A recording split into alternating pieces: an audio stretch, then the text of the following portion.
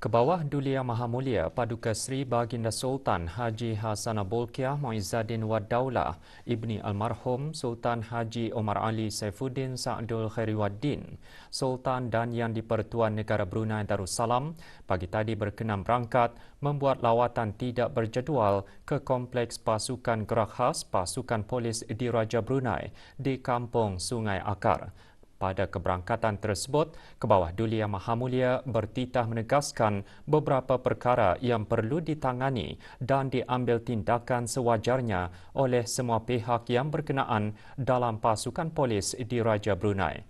Antaranya, pasukan polis Diraja Brunei perlu memiliki dasar latihan yang mantap dengan piawaian latihan diberi keutamaan ke atas pasukan gerak khas PGK, perancangan gerakan operasi dalam menggubal dan menetapkan dasar serta piawaian berkaitan PGK dan rancangan pelapis kepimpinan PGK dibuat dengan segera. Dalam titah, Kebawah Duli Yang Maha Mulia menekankan PGK harus sentiasa peka terhadap harapan tinggi rakyat dan penduduk ke atas para anggotanya yang bertanggungjawab memastikan keselamatan dan keamanan negara ini. Justru pasukan polis Diraja Brunei, Titah Baginda, setentunya telah membuat beberapa inisiatif dan usaha untuk meningkatkan serta menambahkan keupayaan tahap kecergasan para anggota PGK menerusi penambahbaikan latihan dan keperluan PGK terutama daripada aspek logistik dan prasarana serta menjaga imej pasukan polis Diraja Brunei secara amnya selepas keberangkatan Baginda pada bulan Oktober 2019. Namun demikian, masih terdapat isu-isu dan permasalahan yang memerlukan perhatian dan tindakan sewajarnya. Pada hemat beta, adalah penting bagi pasukan polis Diraja Brunei memiliki dasar latihan yang mantap. Antara lain, dasar ini memberikan ketetapan dari segi pemilihan pegawai dan anggota yang layak untuk mengikuti apa jua latihan-latihan yang bersifat mandatory dalam pasukan polis Diraja Brunei. Piawaian atau standard latihan hendaklah diberikan keutamaan di PGK. Oleh itu, pihak atasan pasukan polis Diraja Brunei perlu menetapkan piawaian atau standard bagi setiap jenis latihan yang akan dijalankan. Kaedah untuk memastikan piawaian yang digunakan hendaklah terkini dan diiktiraf di peringkat antarabangsa. Beta mengharapkan PGK mempunyai kepekaran ketika ini di dalam menetapkan piawaian sedemikian. Jika ada, siapakah yang bertanggungjawab menentukan mereka benar-benar pakar dalam perkara seperti ini? Jika ada, bagaimanakah PGK memastikan selama ini bahawa latihan-latihan yang dikendalikan olehnya telah pun mencapai piawaian yang telah ditetapkan? Beta mahu Jabatan Gerakan untuk membuat perancangan-perancangan gerakan atau operasi bagi jangka masa pendek dan panjang dalam mengubah dan menetapkan dasar serta piawaian berkaitan dengan latihan di PGK. Kebawah Duli Yang Maha Mulia seterusnya bertitah menyambut baik usaha PGK dalam menambah baik ketangkasan dan meningkatkan profesionalisme melalui latihan bersama. Beta gembira mendengar bahawa adanya latihan bersama yang telah dibuat oleh PGK dengan Regimen Pasukan Khas Angkatan Bersenjata Diraja Brunei supaya dapat bertukar-tukar pandangan, keupayaan dan ilmu pengetahuan dan menambah baik ketangkasan dan meningkatkan profesionalisme masing-masing. Beta menyambut baik perancangan PGK bukan sahaja membuat latihan dalam pasukan dalam negara bahkan juga dengan pasukan-pasukan elit dari negara-negara sahabat, serantau dan antarabangsa. Dalam titah ke bawah Duli Yang Maha Mulia menekankan mana-mana organisasi wajar memiliki pemimpin yang berwibawa, lebih-lebih lagi dalam mengetuai sebuah pasukan elit. Berdisiplin, menjaga kebajikan anggota dan mendengar permasalahan anggota bawahan adalah merupakan antara ciri-ciri penting dalam memandu pasukan elit ini. Menjauhi sikap mementingkan diri sendiri dengan sesuka hati, mengubah dasar yang sedia ada, mengikut kemampuan sendiri adalah perbuatan yang kurang wajar. Arahan dan hukuman yang dikeluarkan mudah berubah dari semasa ke semasa dengan sesuka hati dan tidak mengikut prosedur tetap SOP juga perlu dihindari. Misalnya, fitness training yang telah ditetapkan kepada para anggota PJK membuat larian sejauh 3 km dengan lengkap mengenakan pakaian khas. PJK telah diubah dengan hanya berlari sejauh 1.6 km dan tidak mengenakan pakaian lengkap pasukan dengan hanya memakai vest sahaja adalah tidak seharusnya terjadi, malah boleh menjejaskan standard keupayaan ketahanan fizikal anggota.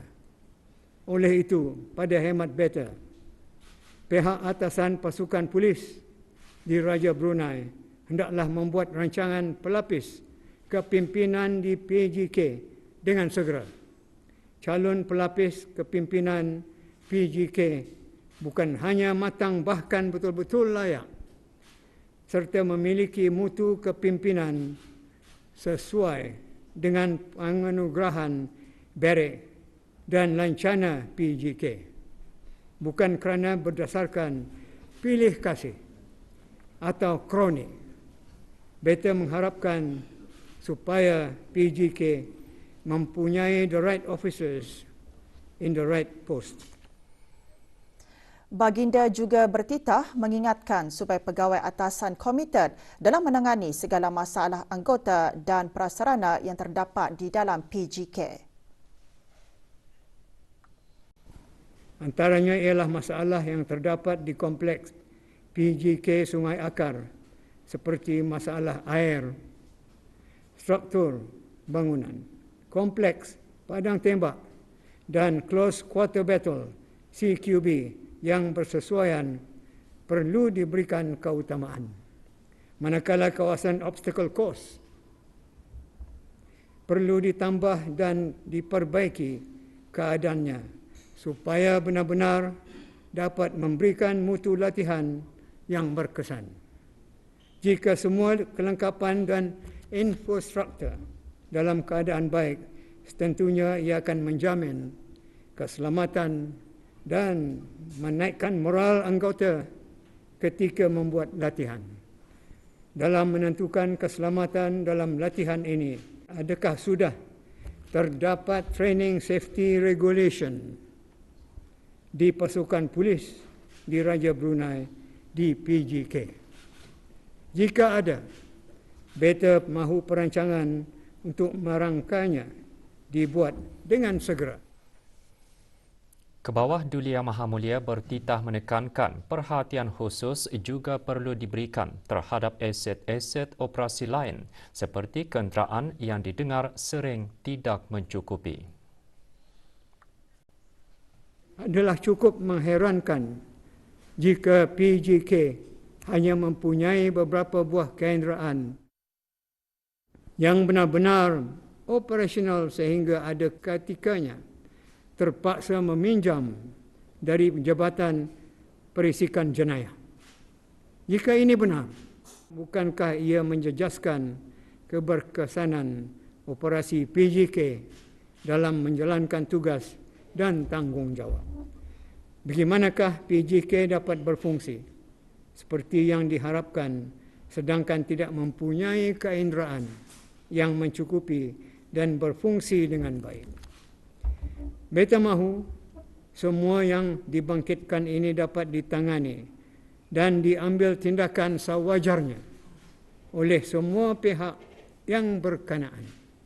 Apapun perancangan untuk menambah baik PJK seperti perkembangan sumber tenaga manusia, perolehan kelengkapan dan keinderaan serta pemeliharaan prasarana bukan hanya dibuat atas kertas sahaja. Beta mahu semua perkara ini diambil perhatian dan setiap perkembangan dimaklumkan kepada beta. Pihak-pihak yang berkepentingan perlu memberikan kerjasama dalam memastikan perancangan ini berjalan dengan berkesan supaya PJK dapat menjalankan tugas dan tanggungjawab bagi sebuah pasukan elit setaraf dengan pasukan elit di rantau ini. Akhirnya, beta berdoa semoga Allah Subhanahu wa taala sentiasa memberikan perlindungan dan keberkatan kepada PJK dan kita semua. Amin ya rabbal alamin. Saya sukacita melihat tadi yang mana banyak anggota-anggota di sini adalah cekap dan very fit. Terutama sekali anggota-anggota bawahan. Syabas. Pada keberangkatan tidak berjadual ke Kompleks Pasukan Gerak Khas PJK, pasukan polis di Raja Brunei di Kampung Sungai Akar pagi tadi, ke bawah Duli Yang Maha Mulia Paduka Seri Baginda Sultan dan Yang di-Pertuan Negara Brunei Darussalam berkenan berangkat menyaksikan peralatan-peralatan dan senjata pasukan tersebut. Baginda juga berkenan berangkat mengadakan lawatan kerja ke Biro Mencegah Rasuah di Brakas. Ke bawah Duli Yang Maha Mulia mula-mula berangkat melawat kompleks PJK pasukan polis di Raja Brunei. PJK antara lain berperanan melindungi keselamatan ke bawah Duli Yang Maha Mulia dan kerabat diraja, memerangi pengganasan, penjenayah dan militan. Pada awal penubuhannya pada tahun 1974, pasukan ini dikenali sebagai bahagian polis khas sebelum diubah menjadi pasukan gerak khas pada tahun 1980. Menyediakan tenaga manusia yang berkeupayaan tinggi dan berwibawa bagi tujuan menamatkan krisis yang mengancam keamanan dan kesejahteraan negara pada bila-bila masa diperlukan adalah misi PJK. Visi pasukan pula meningkatkan profesionalisme, mutu perkhidmatan khas, meningkatkan keyakinan rakyat dan negara dan memperkembangkan pasukan dengan menubuhkan unit-unit di bawahnya supaya berinovasi, mantap dan kukuh selaras dengan kehendak pergolakan dunia masa kini dan masa depan. PJK mula beroperasi di kompleks ini pada hujung bulan Disember 2019. Sebelumnya, PJK beroperasi di kompleks PJK Gadong.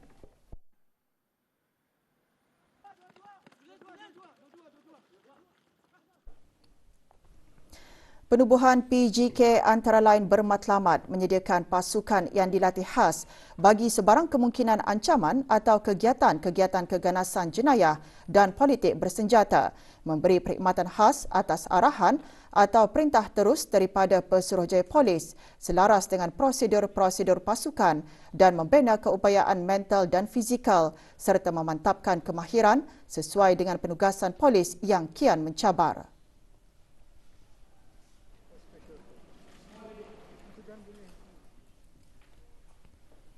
Bagi meningkatkan keupayaannya dalam menghadapi acara-acara besar yang melibatkan negara selaku tuan rumah, PJK menjalankan beberapa latihan bersama Regimen Khas Angkatan Bersenjata di Raja Brunei. Dalam arus kemodenan, PJK terus meningkatkan lagi perkhidmatannya bagi mengekalkan kewibawaannya sebagai pasukan yang dihormati.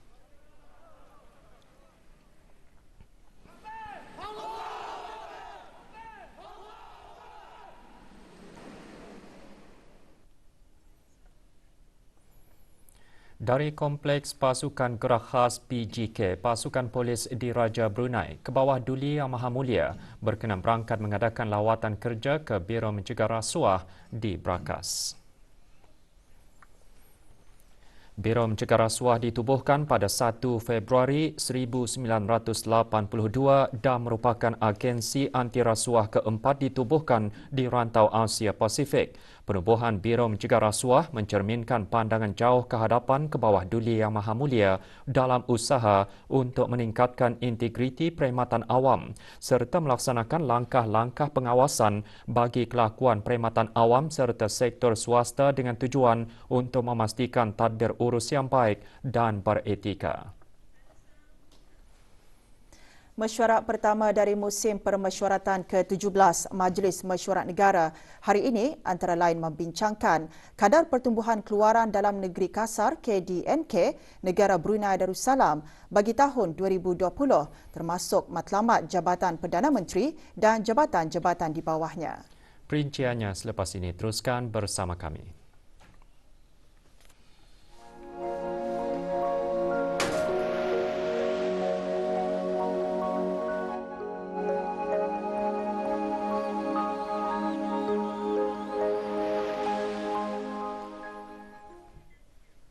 Mesyuarat pertama dari musim permesyuaratan ke-17 Majlis Mesyuarat Negara meneruskan sidangnya di hari ketiga hari ini dengan pembentangan usul belanjawan negara berjumlah 5.86 bilion ringgit Brunei. Untuk mengikuti laporan khas sidang mesyuarat tersebut, kita bersama Syafil Bakhrin Haji Suhaili.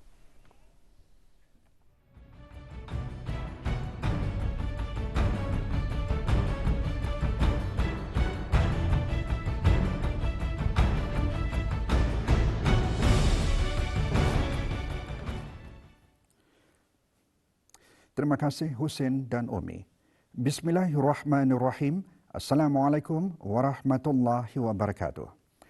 5.86 bilion ringgit Brunei diusulkan bagi belanjawan tahun kewangan 2021-2022 ketika membentangkan rang undang-undang yang bergelar satu akta untuk membekalkan sejumlah wang dari kumpulan wang yang disatukan bagi perkhidmatan tahun kewangan 2021-2022 dan bagi peruntukan wang yang tersebut itu bagi maksud-maksud tertentu. Yang berhormat Datuk Seri Setia Dr. Awang Haji Muhammad Amin Liu bin Abdullah, Menteri di Jabatan Perdana Menteri dan Menteri Kewangan dan Ekonomi kedua menjelaskan tema tahun kewangan 2021-2022 ke arah pembangunan sosio-ekonomi yang resilient. Tema ini dirangka untuk memantapkan lagi usaha-usaha dalam mencapai wawasan Brunei 2035, iaitu rakyat yang berpendidikan, berkemahiran tinggi dan berjaya, kualiti kehidupan rakyat yang tinggi, dan ekonomi yang dinamik dan berdaya tahan. Tema ini juga adalah sebagai kesinambungan kepada tema belanjawan sebelum ini, iaitu Investing in Our Future atau pelaburan untuk masa depan. Di sebalik cabaran ke atas kedayatahanan fiskal kerajaan, adalah mustahak bagi kerajaan untuk meneruskan usaha-usaha dalam mengukuhkan kedayatahanan sosio-ekonomi negara. Oleh yang demikian, belanjawan yang disediakan perlulah menjurus kepada inisiatif dan aktiviti-aktiviti yang dapat merangsang pertumbuhan ekonomi dalam memastikan kesejahteraan rakyat adalah sentiasa terjamin. Di samping itu, penekanan juga diberikan kepada usaha-usaha untuk meningkatkan inisiatif ke arah digitalisation sebagai persediaan dan landasan untuk memantapkan ekonomi digital negara ke arah revolusi industri keempat ataupun Fourth Industrial Revolution. Ke arah itu, dalam usaha kerajaan untuk mengukuhkan lagi kedayatahanan sosio-ekonomi negara, beberapa inisiatif telah dan sedang disusun di mana pensejajaran dasar-dasar dan strategi-strategi ke arah pencapai matlamat wawasan Brunei 2035.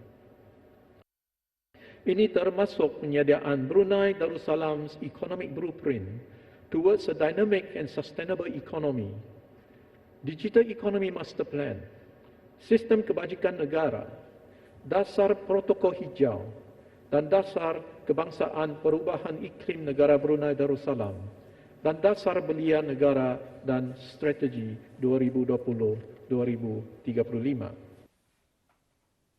Menteri di Jabatan Perdana Menteri dan Menteri Kewangan dan Ekonomi kedua juga menjelaskan tema belanjawan bagi tahun kewangan 2021-2022 akan memfokuskan kepada 3 keutamaan. Pertama, meningkatkan produktiviti negara.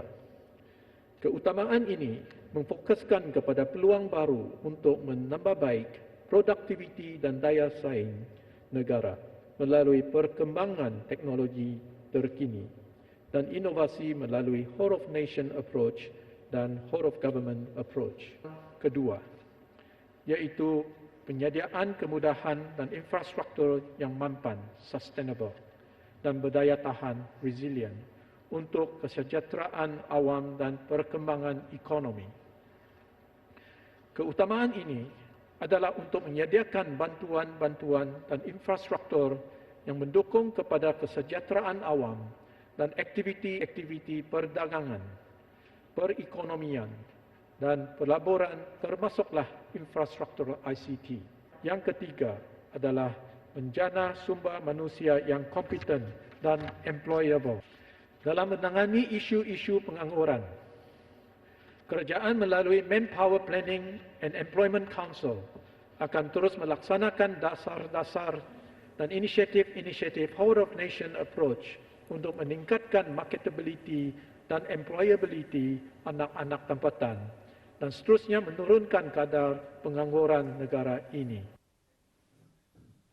Anggaran hasil kerajaan bagi tahun 2021-2022 diunjurkan berjumlah 2.61 bilion ringgit Brunei dengan hasil daripada sektor minyak dan gas dianggarkan 1.52 bilion ringgit Brunei, manakala hasil daripada sektor bukan minyak dan gas pula berjumlah 1.09 bilion ringgit Brunei. Berdasarkan anggaran hasil tersebut, kedudukan fiskal negara bagi tahun kewangan 2021-2022 akan mengalami defisit berjumlah kira-kira 3.25 bilion ringgit Brunei. Ketika mengongsikan perkara tersebut, Menteri di Jabatan Perdana Menteri dan Menteri Kewangan dan Ekonomi kedua juga membentangkan mengenai pecahan kategori perbelanjaan bagi tahun kewangan 2021-2022. Pecahan kategori perbelanjaan yang dicadangkan seperti berikut. Kategori pertama, gaji kaki tangan diperuntukkan sejumlah 2.02 bilion ringgit Brunei, bersamaan 34.4% daripada keseluruhan peruntukan bagi membiayai gaji, allowance dan pembayaran caruman bagi 65,281 kaki tangan kerajaan. Kategori kedua, perbelanjaan berulang-ulang diperuntukkan sejumlah 2.18 bilion ringgit Brunei, bersamaan 37.3% daripada keseluruhan peruntukan yang disediakan. Kategori ketiga, perbelanjaan kemajuan diperuntukkan sejumlah 600 juta ringgit Brunei ataupun 10.2%. Manakala selebihnya adalah untuk membiayai perbelanjaan di bawah kategori keempat, iaitu di bawah tajuk perbelanjaan yang diakui. Tahun kewangan 2020-2021 merupakan tahun yang sangat mencabar terhadap kedudukan fiskal negara disebabkan oleh ketidaktentuan. Namun, Menteri di Jabatan Perdana Menteri dan Menteri Kewangan dan Ekonomi kedua menegaskan kerajaan berupaya menyusun tindak balas dasar Fiscal and Monetary Stimulus Package serta bantuan-bantuan lain secara whole of nation approach yang keseluruhannya berjumlah 450 juta ringgit Brunei. Jelasnya lagi, langkah bagi menangani impak COVID-19 itu memberi fokus bagi 3 keutamaan, iaitu memelihara kesejahteraan awam, memelihara pekerjaan yang ada serta memberi sokongan kepada individu-individu dan mendukung dan membantu sektor perniagaan. Antara inisiatif-inisiatif berkenaan adalah penyediaan aplikasi Brew Health yang berfungsi untuk memudahkan contact tracing dan kemudiannya ditambah dengan beberapa ciri baru. Antaranya adalah perkhidmatan dalam talian bagi rekod peribadi kesihatan, perjanjian hospital dan konsultasi melalui video. Pemberian allowance khas sebanyak RM400 sebulan bermula bulan Mac 2020 kepada para barisan hadapan atau frontliners termasuk sukarelawan yang bertugas dengan Kementerian Kesihatan, Pusat Pengasingan Kebangsaan Tutong dan di pusat-pusat kuarantin yang dihaskan oleh pihak kerajaan. Membawa pulang penuntut-penuntut dari negara-negara yang terjejas pada ketika itu dan membawa keperluan barang-barang perubatan untuk kegunaan di pusat pengasingan kebangsaan seperti ventilator, katil-katil dan sebagainya khusus untuk kegunaan pusat berkenaan. Alhamdulillah, hasil dari usaha-usaha bersepadu oleh pihak-pihak berkenaan serta penlibatan dan kerjasama seluruh rakyat dan penduduk dalam sama-sama membantu menangani pandemik COVID-19 di negara ini. Kadar pertumbuhan keluaran dalam negeri kasar KDNK negara Brunei Darussalam bagi tahun 2020 mencatatkan peningkatan antaranya dalam subsektor pembuatan, perhubungan dan perdagangan. Walau bagaimanapun, jelas Menteri di Jabatan Perdana Menteri dan Menteri Kewangan dan Ekonomi kedua, sektor minyak dan gas mencatatkan penurunan sebanyak 4.9% disebabkan penurunan pengeluaran minyak mentah dan gas asli. Bagi tahun 2021 pula, pihak JPES telah mengunjurkan pertumbuhan KDNK negara Brunei Darussalam adalah di antara 0.8 hingga 1.6%, di mana sektor minyak dan gas dijangkakan berkembang pada kadar 0.5%, sementara sektor bukan minyak dan gas berkembang pada kadar di antara 1.1% hingga 2.9%. Pertumbuhan ini didorong oleh pertumbuhan dalam sektor pertanian, perhutanan dan perikanan, sektor industri dan sektor perkhidmatan. Sidang pada sebelah petang tadi pula mendengarkan kenyataan mengenai penyediaan belanjawan serta hala tuju dari Yang Berhormat Datuk Seri Setia Haji Awang Abdul Mukti bin Haji Muhammad Daun. Menurut Menteri di Jabatan Perdana Menteri, belanjawan Jabatan Perdana Menteri turut mendukung tema belanjawan tahun kewangan 2021-2022 yang memberi fokus kepada 3 keutamaan. Menteri di Jabatan Perdana Menteri seterusnya mengongsikan mengenai perancangan dan pelan tindakan Jabatan Perdana Menteri. 1. Meningkatkan produktiviti negara. Dalam mendukung usaha-usaha bagi meningkatkan produktiviti negara khususnya dalam perkhidmatan awam, beberapa program dan inisiatif sedang dan akan diusahakan, antara lainnya termasuk perancangan pengauditan sumber tenaga manusia dalam perkhidmatan awam dengan tema memperkasa tenaga kerja perkhidmatan awam yang bertujuan untuk meneliti keperluan tenaga kerja dalam memupuk pembangunan kepimpinan dan memastikan gabungan tenaga kerja yang optimal demi kecemerlangan organisasi. Kedua, penyediaan kemudahan dan infrastruktur yang mampan, sustainable dan berdaya tahan, resilient untuk kesejahteraan awam dan perkembangan ekonomi. Jabatan Perdana Menteri akan terus memainkan peranan utama dalam memelihara kesejahteraan awam. Usaha-usaha yang akan dilaksanakan antara lainnya ialah pelaksanaan dasar-dasar sosial yang berkesan yang akan dapat memenuhi keperluan asas rakyat, dan memberikan akses dan peluang yang sama kepada setiap lapisan rakyat ke arah kualiti kehidupan yang tinggi. Ketiga, menjana sumber manusia yang kompeten dan employable. Dalam usaha mendukung sumber manusia yang kompeten dan employable, usaha-usaha yang dilaksanakan termasuklah memantapkan mutu kepimpinan dalam perkhidmatan awam melalui pengenalan program baru di bawah Civil Service Leadership Pipeline CSLP, iaitu Advanced Executive Development Program AEDP, dengan kerjasama pihak institusi pendidikan tinggi di negara ini. Menteri di Jabatan Perdana Menteri juga menjelaskan Jabatan Perdana Menteri dan jabatan-jabatan di bawahnya sentiasa menjurus kepada matlamat Wawasan Brunei 2035 dengan pendekatan Whole of Nation Approach melalui 4 pencapaian strategi yang dikenal pasti, iaitu urus tadbir yang berdaya maju, kesiapsiagaan yang mapan, keberhasilan yang memfokuskan kepentingan negara dan rakyat, dan organisasi yang cemerlang dan mantap. Menurut Yang Berhormat lagi, pengurusan perbelanjaan yang diperuntukkan untuk Jabatan Perdana Menteri akan diuruskan dengan penuh berhemat. Jabatan Perdana Menteri akan terus berusaha menguruskan perbelanjaan yang diperuntukkan dengan berhemat dan memastikan setiap perbelanjaan akan menghasilkan impak positif dan signifikan kepada rakyat dan penduduk serta negara secara berterusan melalui pelaksanaan keutamaan-keutamaan atau prioritis Jabatan Perdana Menteri.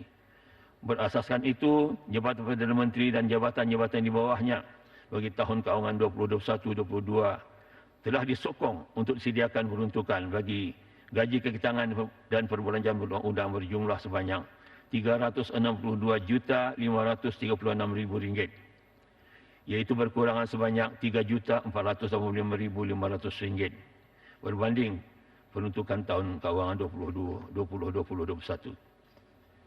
Perbelanjaan kemajuan yang disediakan pula berjumlah RM65,458,880 menjadikan peruntukan keseluruhan Jabatan Perdana Menteri dan jabatan-jabatan di bawahnya yang disokong berjumlah RM431,520,380. Sementara itu, ahli-ahli Majlis Mesyuarat Negara juga membahaskan rang Undang-Undang 2021 Perbekalan 2021-2022 dengan menyentuh pelbagai isu. Ia termasuk pelaksanaan Fiscal Consolidation dalam mengurangkan perbelanjaan negara. Menjawab soalan yang diajukan oleh Yang Berhormat Arkitek Deng Siti Rozai Marianti binti Datuk Seri Laila Jasa Awang Haji Abdul Rahman, Yang Berhormat Datuk Seri Setia Dr. Awang Haji Muhammad Amin Liu bin Abdullah, Menteri di Jabatan Perdana Menteri dan Menteri Kewangan dan Ekonomi kedua, menjelaskan Fiscal Consolidation Program memberi impak yang positif dari segi corporatization dengan perbelanjaan kerajaan menurun pada tahun 2019-2020 berbanding tahun-tahun sebelumnya. Mengenai Fiscal Consolidation Program, sama ada kita ni sudah nampak impaknya. Memang impaknya itu sudah mulai kita ni melihat. Seperti mana yang kita ni lihat di projek seperti di Pulau Pelabuhan Muara, bekerjasama dengan Muara Port Company, telah menjimatkan kerajaan termasuk yuran dibayar dan sebagainya, sekurang-kurangnya 20 juta setahun. Setakat ini, beberapa pusat penyembelihan di Australia dan Malaysia sudah mendapat pengiktirafan Majlis Ugama Islam Brunei. Yang Berhormat Pihin Udana Khatim Datuk Peruka Seri Setia Ustaz Haji Awang Badruddin bin Pengarah Datuk Peruka Haji Awang Osman, Menteri Hal Ehwal Agama menjelaskannya bagi menjawab soalan yang diajukan oleh Yang Berhormat Awang Haji Tahamid bin Haji Nudin mengenai daging import. Prosedur untuk bagaimana pemeriksaan ini di bawah kuasa undang-undang Majlis Ugama Islam yang menentukannya atau autoritinya itu Majlis Ugama Islam pada masa akan datang itu akan dalam dinamika. Kerana pengalaman baru-baru ini kita tidak dapat menghantar pemeriksa ke sana untuk menentukan ke pusat yang sudah diiktiraf. Lalu kita berwakil kepada kedutaan-kedutaan kita dan pegawai-pegawai kedutaan yang dilatih melalui secara virtual.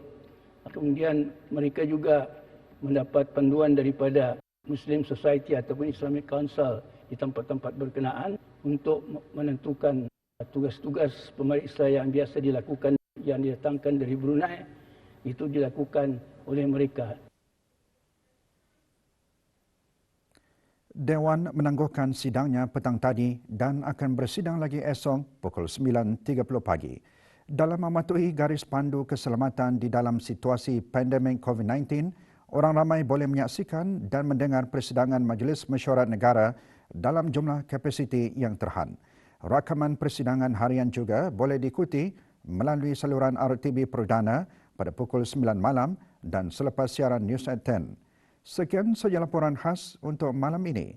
Kembali bersama Husin dan Umi untuk mengikuti berita seterusnya. Assalamualaikum warahmatullahi wabarakatuh.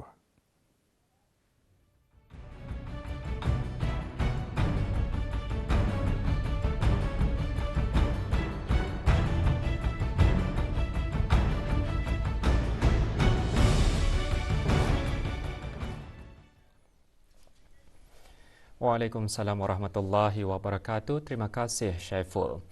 Satu kes import baharu jangkitan COVID-19 dicatatkan hari ini menjadikan jumlah keseluruhan 203 kes. Bagaimanapun tiada kes tempatan baharu dicatatkan. Dalam siaran akhbar Kementerian Kesihatan mengenai situasi terkini jangkitan COVID-19 di negara Brunei Darussalam, kes 203 seorang lelaki berumur 43 tahun yang tiba ke negara ini dari Filipina pada 3 Mac 2021. Penyiasatan dan pengesanan kontak telah mengesahkan tidak ada kontak terdekat bagi kes ini dan ketiga-tiga kes yang dilaporkan semalam memandangkan mereka telah dikuarantin sebaik saja tiba ke negara ini dan keseluruhan pengendalian perjalanan semasa ketibaan dan pengasingan diri mereka telah mengikut Standard Operating Procedure SOP yang sedia ada. Pada masa ini, kes tersebut sedang dirawat di Pusat Pengasingan Kebangsaan. Dengan jumlah tersebut, 14 kes aktif menerima rawatan di Pusat Pengasingan Kebangsaan, manakala jumlah kes sembuh 186.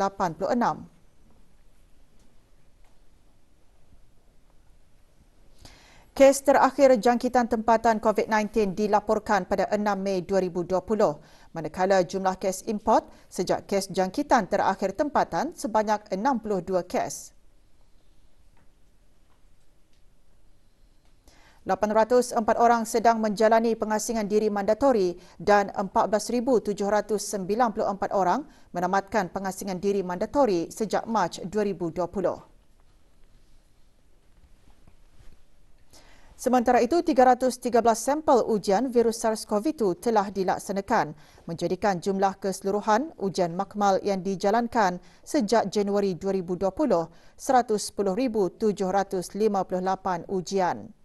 Maklumat lanjut dan perkembangan terkini layari laman sesawang Kementerian Kesihatan dan talian Kesihatan 148.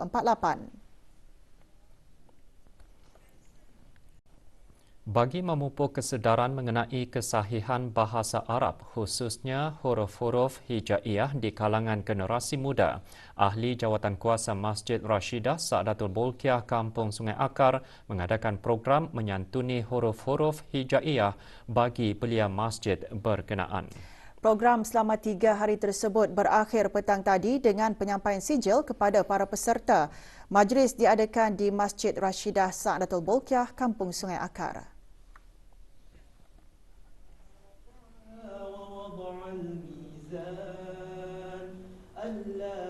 Program dibahagikan kepada 3 peringkat iaitu pengenalan, peringkat tahsin dan peringkat mendalami.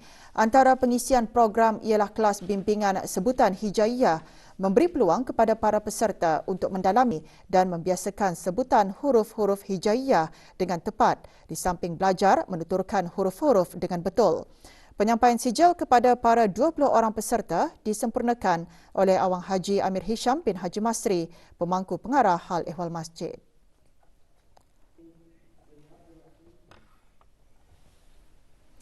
ke arah mengukuhkan hubungan dan sebagai penghargaan atas sokongan berterusan para pelanggan. Syarikat Bostad mengadakan acara Dunia Kanak-Kanak Bostad. Majlis perasmiannya berlangsung pagi tadi di Bandar Seri Begawan. Perasmiannya disempurnakan oleh Awan Nur Hisham bin Haji Muhammad Saini, pemangku Timbalan Pengerusi Lembaga Bandaran, Jabatan Bandaran Bandar Seri Begawan dan Lim Jin Lee, Pengurus Eksekutif Bostad Sendirian Berhad. Pelbagai acara diadakan termasuk pameran kereta, jualan makanan dan kelas bengkel. Acara yang disokong oleh BIBD At-Tamil Berhad, Baiduri Finance Berhad, Takaful Brunei Am Sendirian Berhad, Insurans Islam Taib, Jeneral Takaful Sendirian Berhad, Suci TLT Enterprise, Syarikat Pemasaran Brunei Shell Sendirian Berhad, Volvo dan UD Trucks diadakan sehingga Sabtu ini dari pukul 9 pagi hingga 9 malam. Manakala pada hari Ahad bermula pukul 6 pagi hingga 9 malam.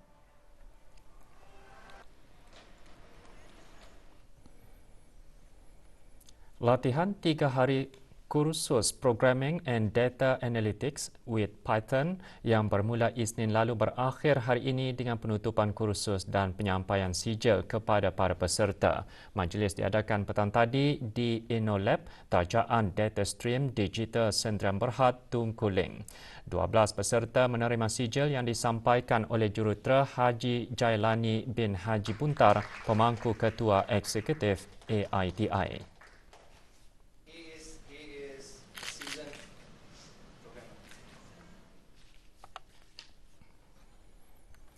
Seorang lelaki warga asing berjawatan buruh binaan diarah untuk melapor ke bahagian penguatkuasa Undang-Undang Cawangan Kuala Belait bagi siasatan dan tindakan selanjutnya. Pekerja asing tersebut didapati melanggar peruntukan di bawah Peraturan 15/2 Peraturan Imigresen Penggal 17, iaitu pekerja asing yang bekerja di negara ini hendaklah bekerja mengikut majikan yang asal. Majikan dan pemilik kedai runcit terbabit dikeluarkan surat panggilan bagi siasatan dan tindakan lanjut di bahagian penguatkuasa Undang-Undang Cawangan Kuala Belait.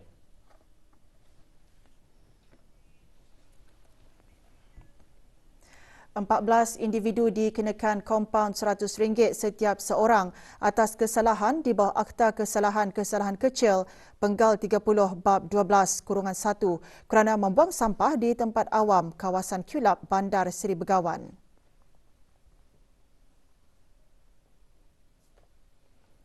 Kesalahan itu didapati selepas pemeriksaan dijalankan oleh bahagian penguatkuasaan Undang-Undang Jabatan Bandaran Bandar Seri Begawan. Dalam kes tersebut, individu-individu berkenaan dikehendaki membayar kompaun ke bahagian kewangan tingkat 3 Jabatan Bandaran Bandar Seri Begawan dalam tempoh 7 hari. Jika gagal menjelaskan bayaran kompaun, akan dihadapkan ke mahkamah. Bagi kesalahan pertama boleh didenda RM1,000 dan kesalahan kedua dan seterusnya didenda RM3,000 dan penjara tidak lebih 3 bulan.